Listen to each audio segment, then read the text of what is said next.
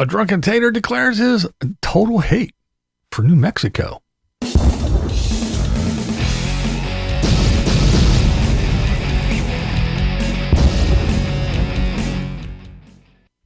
Tater is on a road trip, and he says that he likes driving at night. I am a strange nomad. I've never met another RV nomad who likes driving at night. It's 11 p.m. and I love it. It's so much fun. It's really exciting, and there's no traffic. There's no traffic. He just loves it. He loves it. Driving at night. It's the way to do it, right? Yeah, there's no traffic or anything, but then his plans are to... We'll drive in the day, we'll sleep at night, we'll take care of business. More on what's going on tomorrow once we get on the road after breakfast. Right now, I need to get some sleep. Good night. Yeah, I'm a little confused. What about you? You little confused like I am? I don't know, but hey, anyway, he constantly is letting everyone know just how cold it is. Yeah, I mean, it's cold, blah, blah, blah, blah, blah.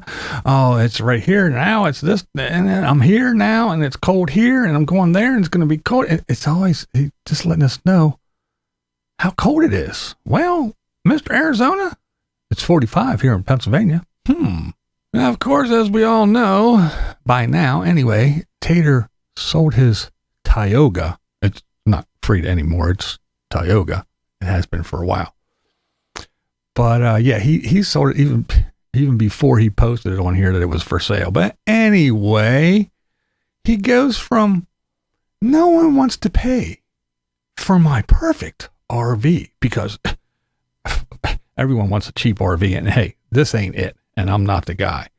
He goes from that to everyone's mad because they didn't get to buy my RV, and they were going to even give me more than I even wanted. Worked out really, really well. The RV went to a really good person. I know there's some people that are bitter about not getting my RV. They were going to offer me more or something, or a few people said, I contacted you over and over and over.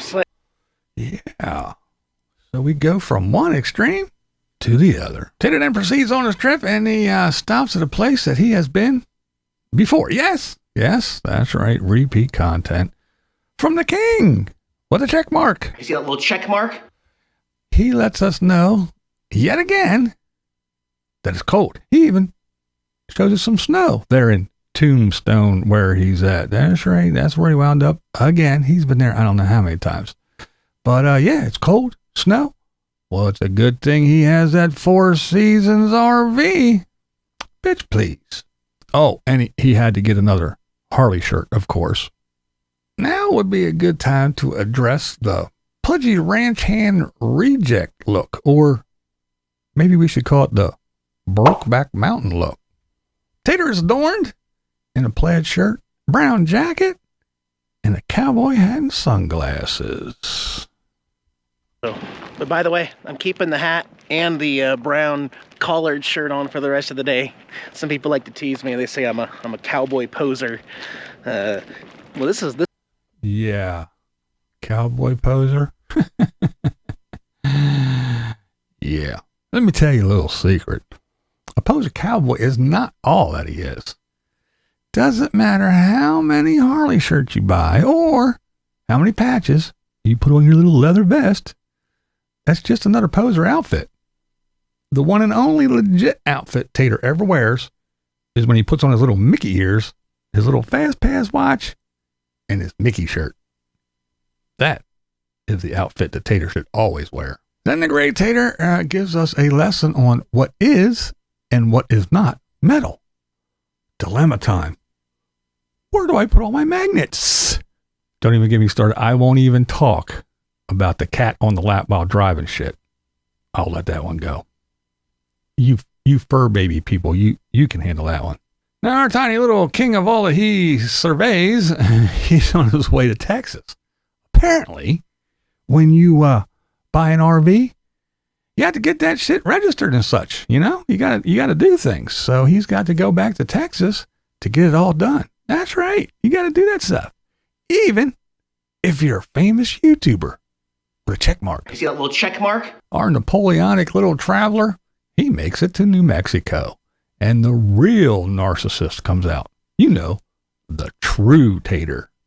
Now, the first thing that ticks him off is the harvest host that he paid for. That's right. You got to pay for harvest host to stay there.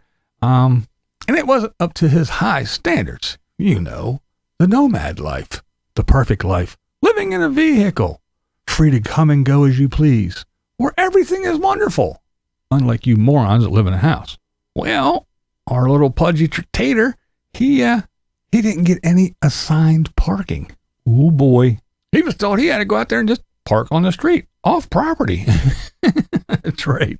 He had to go out and park in some place where anybody could just pull up and park. You don't have to pay to do that. Just go over there where anybody can park. Oh, and they're not pet friendly. Imagine not being able to take a damn cat into a bar. So he said where I'm parked is where I park, off property, which means anybody can park where my Bigfoot is parked right now. Anybody can. Oh.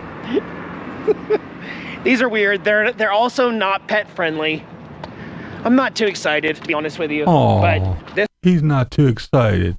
They're not pet friendly. Come on, man. So how does it feel to get a little bit scammed and the tables are turned? Right? Tater just paid for street parking for no fucking reason at all. You gotta love it. Way to go, harvest host. Now, little Mr. Off-Grid Homesteader, he's having a hard time roughing it.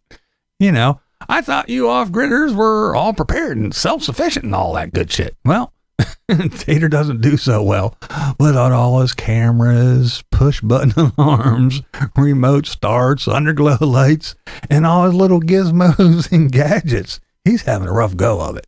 I didn't bring a whole lot this trip. I brought a portable power station that I can plug into and also charge with the DC imports while I'm driving each day. But other than that, desperate? Guys, I'm desperate.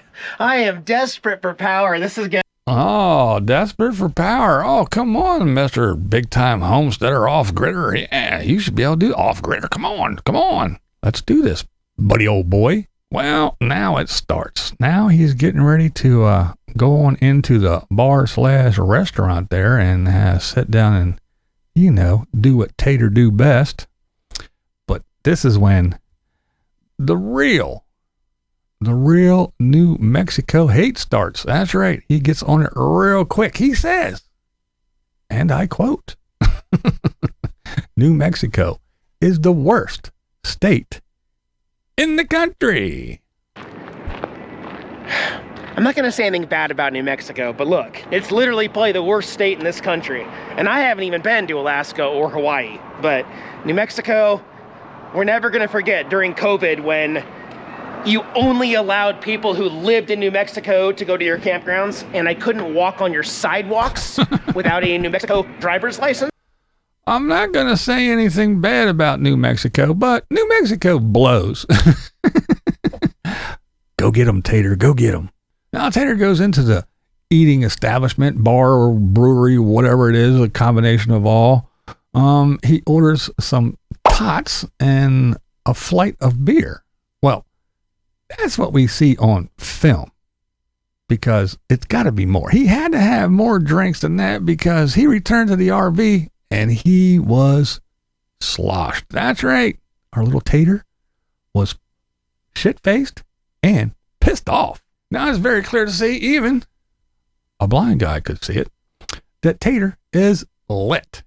He continues to bash New Mexico and berate the bartender, even though Tater hates to say anything negative. So, gosh, I hate to say anything negative, but this is, I hate to say anything negative, but, yeah, I think I'm going to anyway. So he does. He goes and heads and he continues his little drunken rant. Bartender was the worst human being I've seen at a bar in over a year. The worst? Just the worst person, human being. Terrible. Even worse than me? Just disgusting. Couldn't be worse disgusting than me. human being. Couldn't have been worse than me. Just not not good for this company. Not good. Oh, But man. let's not dwell on the negatives, Eric. You're See how Liddy is. He's a little upset. He's a little bit temperamental.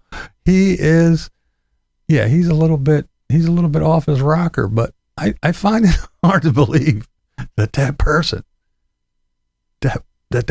was the worst person ever.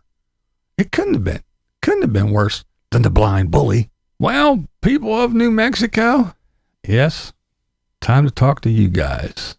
Here we go. You listen up, New Mexico. If you were not sure how Eric felt about you, if you're still a big Nomadic Fanatic fan, or even if you're on the fence. New Mexico and Nomadic Fanatic have not had a good experience ever. A little drunk? Ever. It's a drive-through state, and it will always be that way for me. I'm sorry. Prove me wrong. I keep trying. Yep. He is just not happy. Not happy at all with the great state of New Mexico. That's pretty obvious, don't you think? Don't you think that is pretty obvious? Well, Tater was so drunk and unhappy with the bar and the bartender, apparently, that he, of course, found a pizza place and he got himself some pizza. Now, after opening the box of pizza and adding some little special effects and some disgusting orgasmic sounds just from looking at pizza, yeah, Tater actually went and did what he usually does. He does stupid shit, and he does what? What does he always do? Throw it on the ground. That's right. He opened the RV door, and he did just that. Boom, there it goes. Out the door. He threw it on the ground. Let's get another one. Let's throw another one on the ground too. Yep.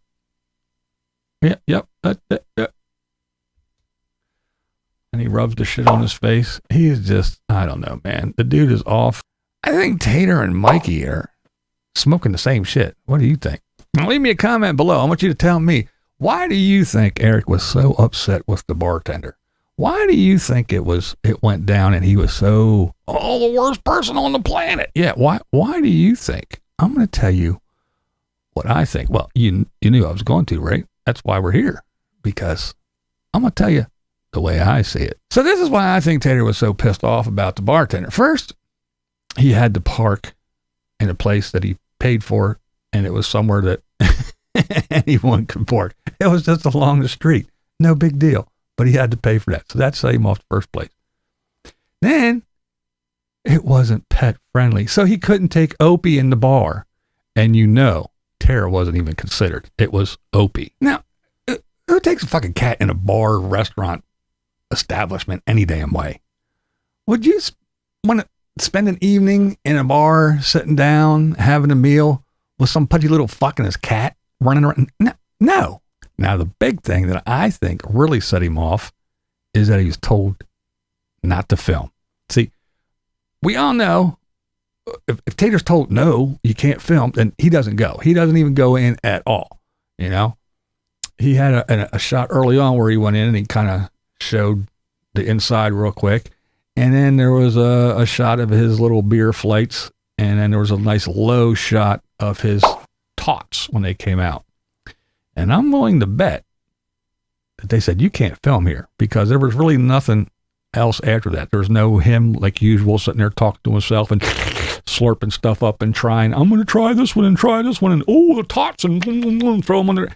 He couldn't do none of that. And I think they said, you can't film.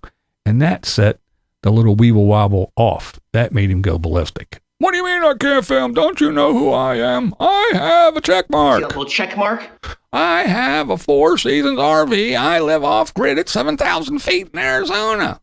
I have a YouTube play button because I paid for some subscribers. And you're telling me I can't film?